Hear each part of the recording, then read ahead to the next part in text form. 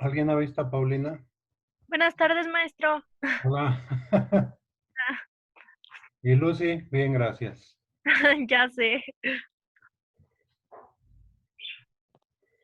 Estábamos platicando de que ustedes van a salir antes que los demás, ¿no? Una semana antes. ¿Qué día, profe? Bueno,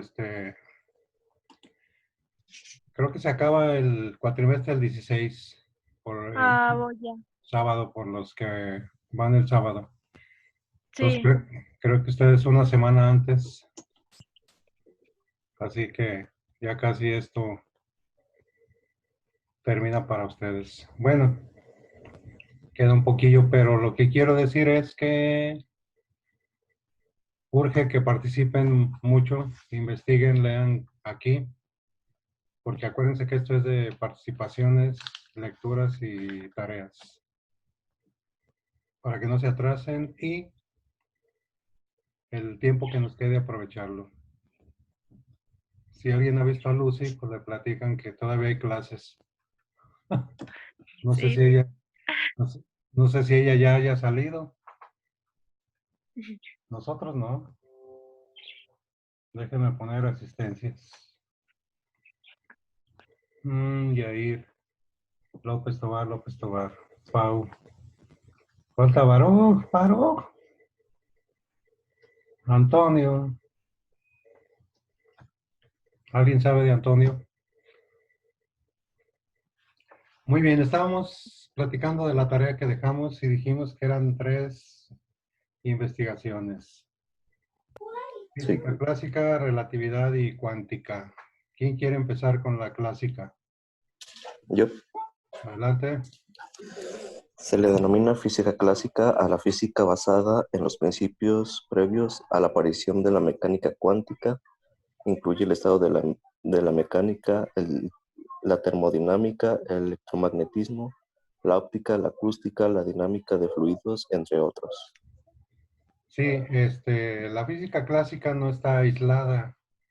Ya viene desde tiempo atrás con descubrimientos, avances, inventos, desde los griegos y aún más, pero ya digamos que oficializado de los griegos con los famosos presocráticos que eran entre filósofos y científicos.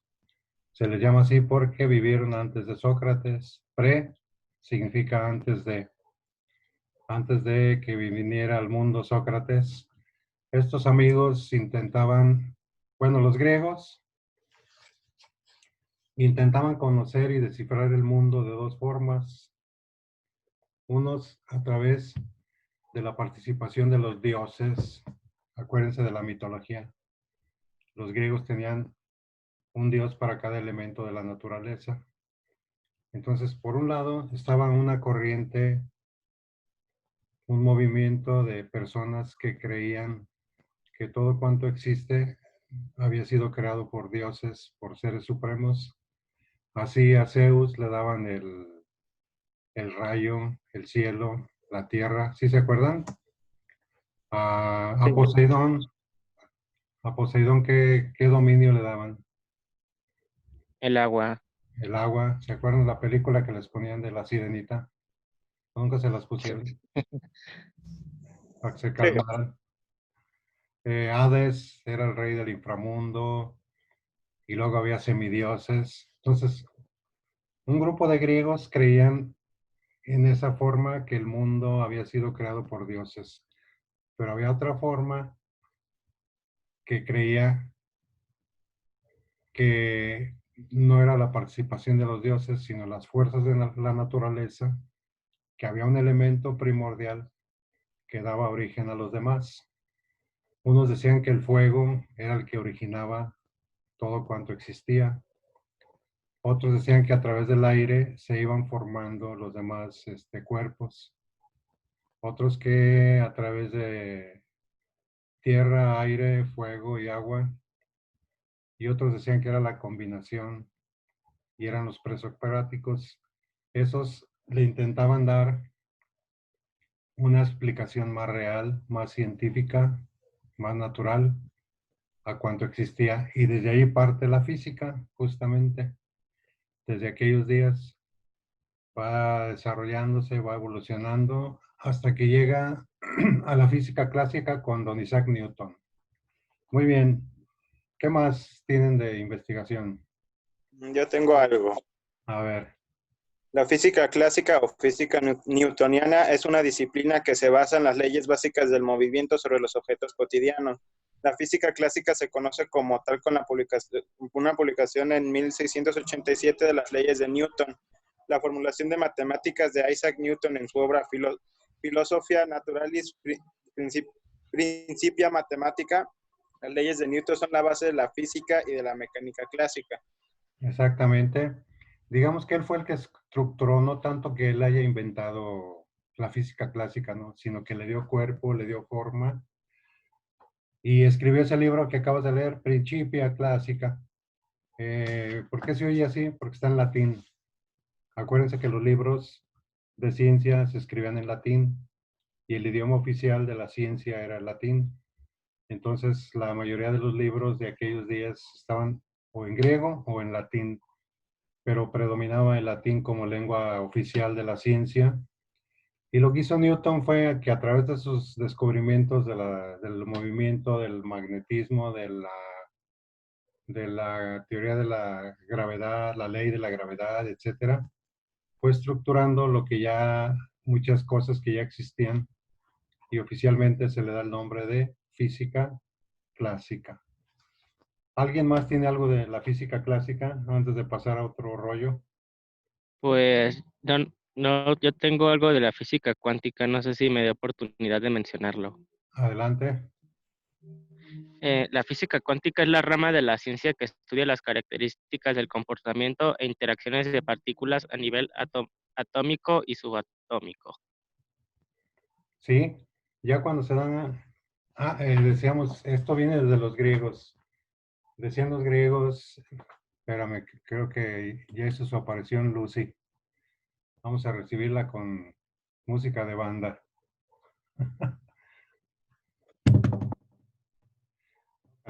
Alma duro, toca el alma duro. Lucy.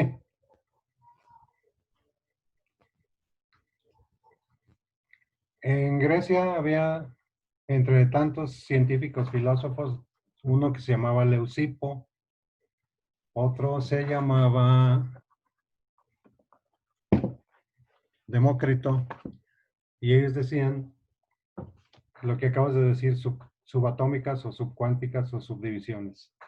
Ellos decían que las cosas se podían dividir, en algo más sencillo, hasta que llegaría un momento en que esa cosa que se dividía ya hasta ahí llegaba, y a eso se le llamó, según Demócrito y Leucipo, se le llamó átomo, y la palabra átomo significa sin división.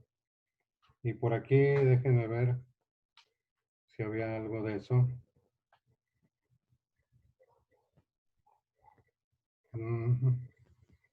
De lo que estábamos platicando. Dice, la teoría atómica de Leucipo y Demócrito fue rechazada por otros pensadores griegos, y ello por dos motivos fundamentales. El primero es que los griegos no creían en la posibilidad de la existencia del vacío. ¿Cómo podía existir la nada? Si era nada, pues no existía. La misma palabra lo dice. Y el segundo es que Leucipo y Demócrito no se ocupaban de explicar cómo y por qué se movían los átomos, uniéndose y separándose. Entonces, ellos decían, sobre todo Demócrito, decía, si tomas un objeto, por ejemplo, una hoja de papel, la cortas, la haces más pequeña, más pequeña, más pequeña, esa hoja la haces más pequeña, más pequeña, más pequeña, va a llegar un momento en que ya no se va a dividir esa hoja. esa parte de la hoja que ya no se va a poder dividir se llama átomo, porque en griego significa sin división. Entonces, ese átomo es la parte más pequeña del objeto que se dividió y actualmente sabemos que el átomo sí se puede dividir. ¿Alguien se acuerda cómo? ¿Cómo se divide un átomo? O sea, ¿cuáles son las partes del átomo? Sí saben, ¿no? Es que no se acuerdan. Las partes de un átomo, Sí saben. según yo, son protones, neutrones y electrones. Exactamente. Protones, neutrones y electrones. Muy bien.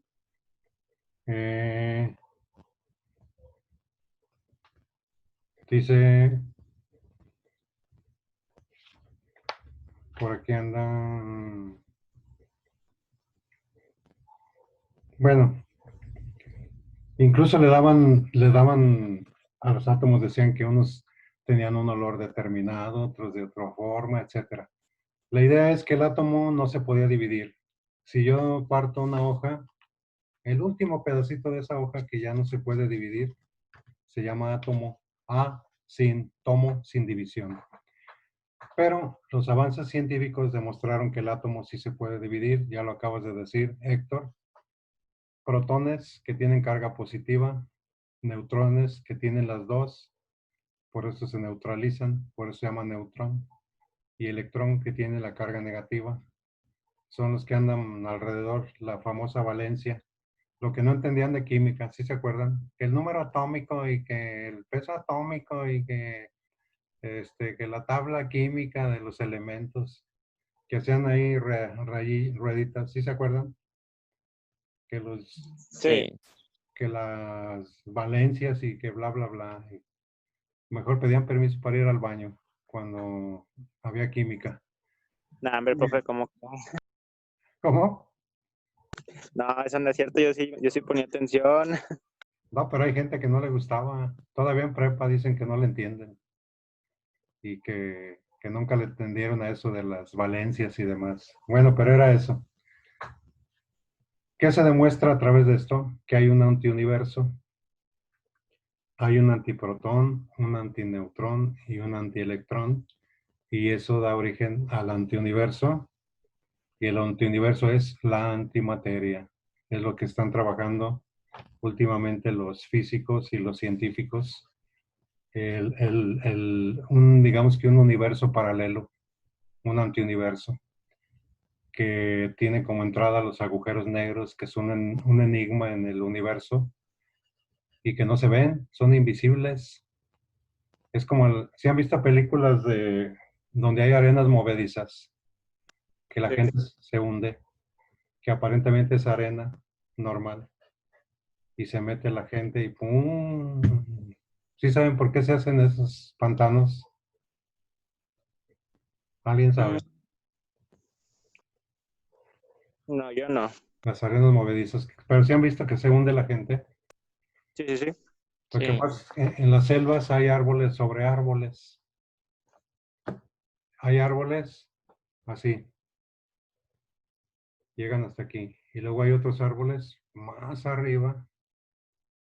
Entonces cuando llueve, que cae el agua, no entra el sol, porque los árboles de los árboles tapan el agua. Entonces, al no entrar el sol hasta la tierra, no permite que el agua que cae de la lluvia se evapore y se va acumulando y va ablandando la tierra. Y si vuelve a llover, se hace todavía más blando y más hondo. Como el sol no puede entrar por la gran maleza que hay, por el gran follaje, vean en un árbol, pónganse abajo de un árbol y no llega el sol. Ahora, otro árbol arriba, entonces, como el sol no entra, el agua no se evapora, se hace más resbaladiza con el lodo, y esos son los famosos pantanos o arenas movedizas. Muy bien. ¿Quién más quiere leer? Lucy, Yo. entra. Adelante. Ah. Nomás deja de decirte que Lucy entra, se sale, se va, se viene. El Sí. otro, la otra vez no entró a clase y nada, es todo un caso. Ay, profe, pues es que como mi teléfono no funciona muy bien, me estoy metiendo de la laptop y casi no le sabía cómo meterme a la reunión. Ah, ya, pero ya le hallaste. Sí, y la otra clase es que tuve un problema personal, profe. Pues, Te andabas peleando. ¿eh? Te andabas peleando. Sí. No se crea. Bueno, enterado. Escuchemos a Pau. Teoría de la relatividad, formulada principalmente por Albert Einstein a principios del siglo XX, que pretendían resolver las incompatibilidades existentes entre la mecánica newtoniana y el electromagnetismo. La teoría de la relatividad especial, publicada en 1905, trata de la física del movimiento de los cuerpos en ausencia de fuerzas gravitatorias, en el que se hacían compatibles las ecuaciones de Maxwell. La teoría de la relatividad general, publicada en 1915, es una teoría de gravedad newtoniana, aunque coincide numéricamente con ella para campos gravitatorios débiles y pequeñas velocidades. En esta teoría se introducen los conceptos de la curvatura del espacio-tiempo como la causa de la interacción gravitatoria, el principio de equivalencia, que dice que para todos los observadores locales inerciales las leyes de relatividad especial son invariantes, y la introducción del movimiento de una partícula por líneas geodésicas. Sí, gracias. La teoría de la relatividad le dio un vuelco, un cambio a la física clásica de Isaac Newton que acaban de leer ustedes.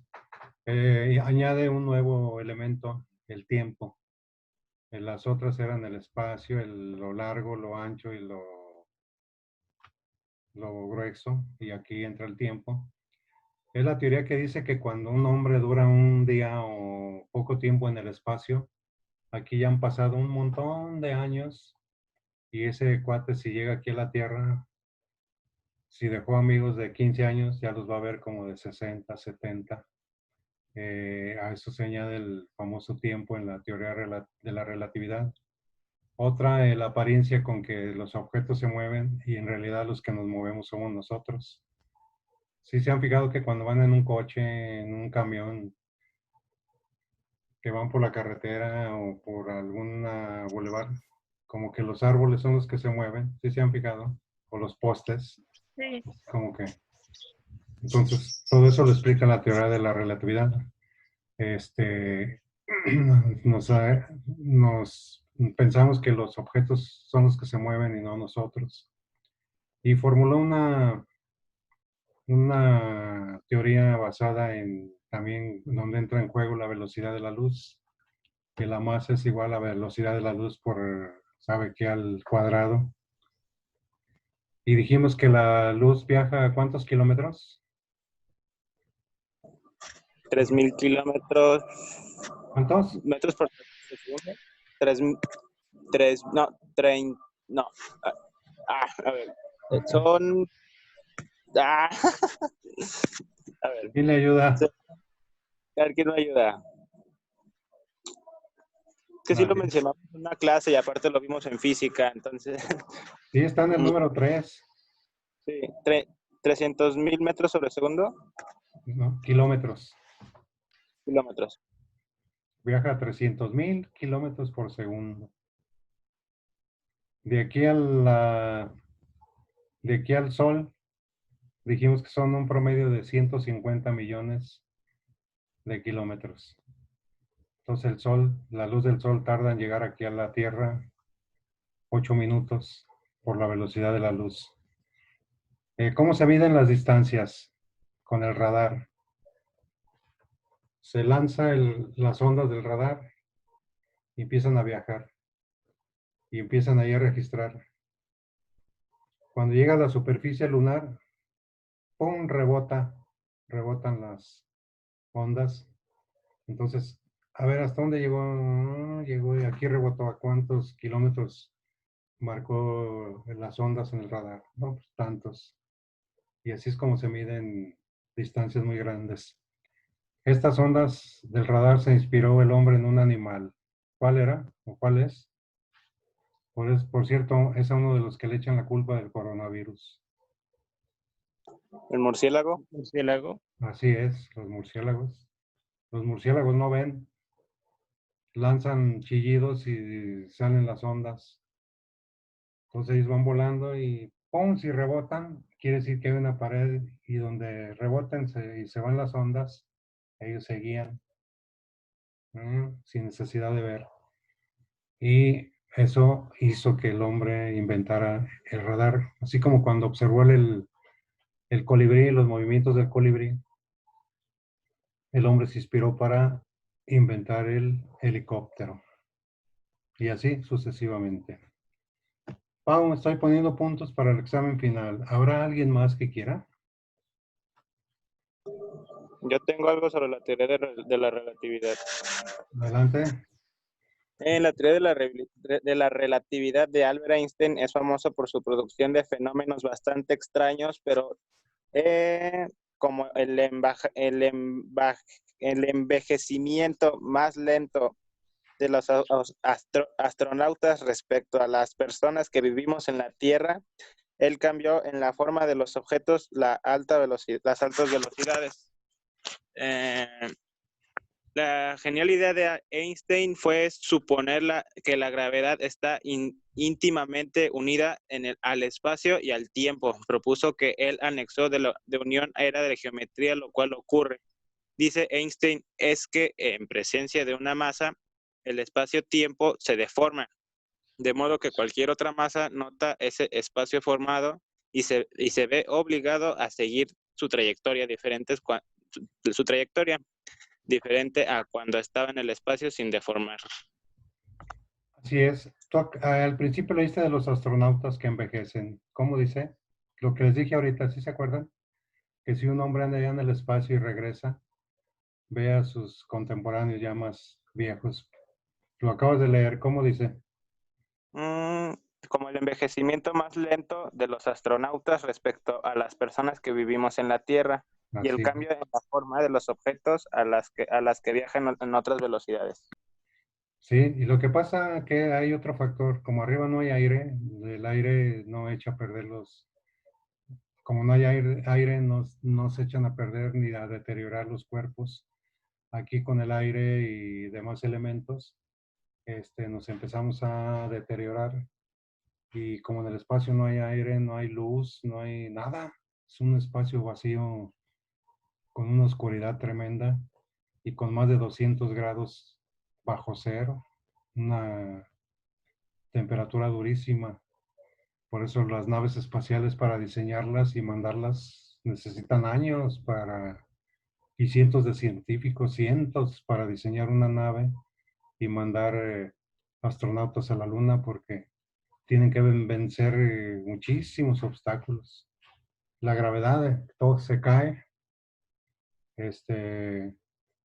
la forma de acostarse, de levantarse de los astronautas, el despegue que venza la gravedad, eh, que no se salga de la trayectoria por computadoras que se van guiando. Si se descompone allá algo, tienen que repararlo allá y que no le pase como a un ruso.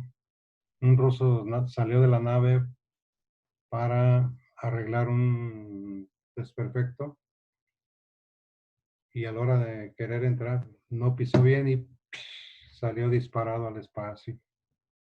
¿Dónde quedaría ese ruso? Sepa Dios, imagínense allá. Salió volando. Muy bien. ¿Quién más quiere puntito? Ahorita que hay oferta. Yo, Adelante. Tengo de la teoría de la relatividad y de la mecánica cuántica. Te doy a escoger. Voy a decir de la teoría de la relatividad. Muy bien. La teoría de la relatividad formulada por Albert Einstein supuso uno de los mayores avances científicos de la humanidad al día de hoy y con más de los años a sus espaldas sigue siendo una fórmula imprescindible para muchos procesos. Para empezar, la teoría de la relatividad incluye dos teorías, a su vez la espacial y el general. Einstein buscaba una forma de explicar la incompatibilidad existente entre la mecánica newtoniana y el electromagnetismo. La teoría espacial fue publicada en 1905 y trataba la física del movimiento de los cuerpos en ausencia de la fuerza gravitatoria. Por su parte, la teoría general fue publicada en 1915. Esta es una teoría de la gravedad que reemplaza la gravedad newtoniana, aunque coincide numéricamente con ella para campos gravitatoriales débiles. La teoría Sí, de la relatividad... Ay, perdón. suplantó en ciertas cosas la teoría de la física clásica, pero no quiere decir que se desechó. Simplemente hubo otros lineamientos y otros enfoques, pero no que se haya desechado como algunos lo enseñan y lo quieren dar a conocer. Muy bien. Perdón, ¿qué más?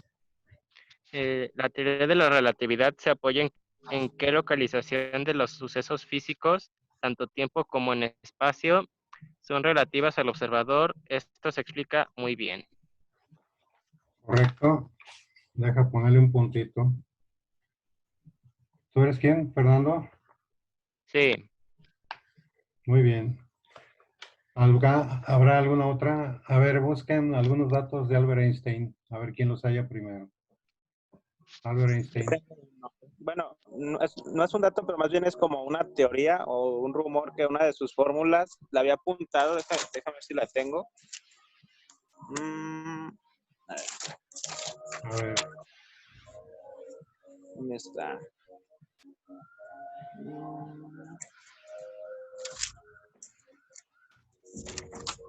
¿de la bomba? Era el descubrimiento de la existencia de una energía que por aquí había apuntado.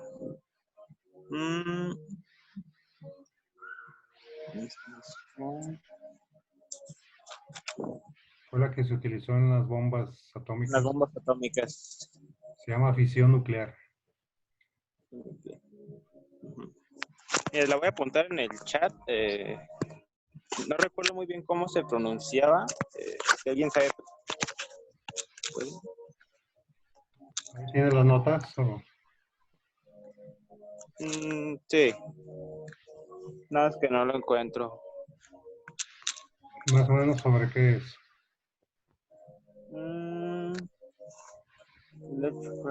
Hace 50 años sobre la posibilidad de la desintegración de la materia llevada a cabo por Enrico Fermi. Ah, sí. Lo que pasa es que hay dos formas de liberar la energía de los átomos, la fisión nuclear y la fusión nuclear.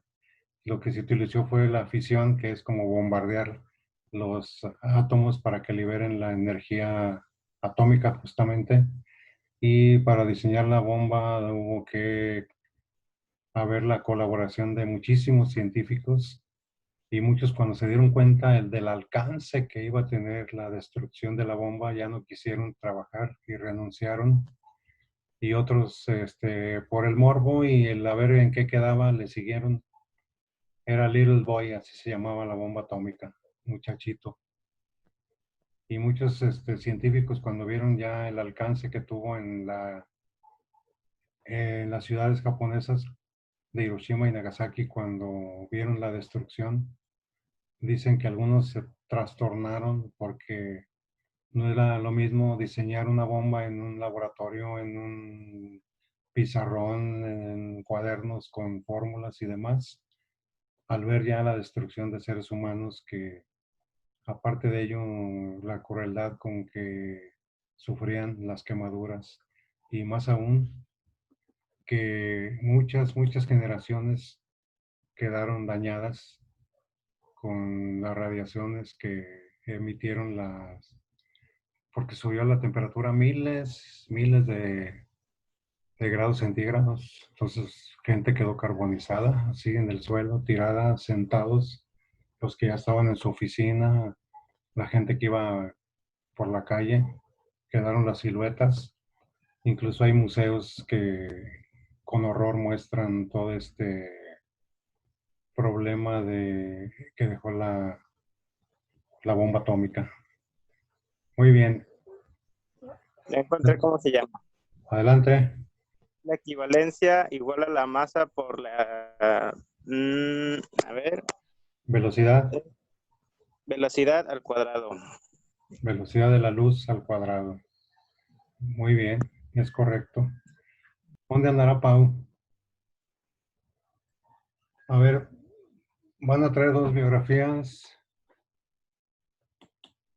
de Tarellita.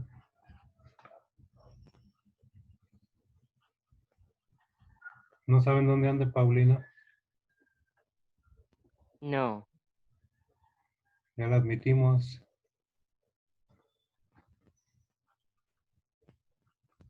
¿Dónde andará Paulina? Ay, aquí ando, profe, es que me sacó ¿Quién? la aplicación, profe. Ah, pero yo no, ¿eh? Bien, van a traer 3 No, biografías. profe, no. ¿Ya las apuntaron? ¿Cómo, profe? Van a traer 3 biografías. 1, Albert Einstein. 3, Albert Einstein, Max Planck, Albert Einstein, Max Planck,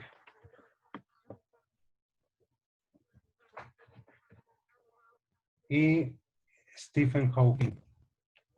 Así como lo oyen y luego ya lo buscan bien. Stephen Hawking.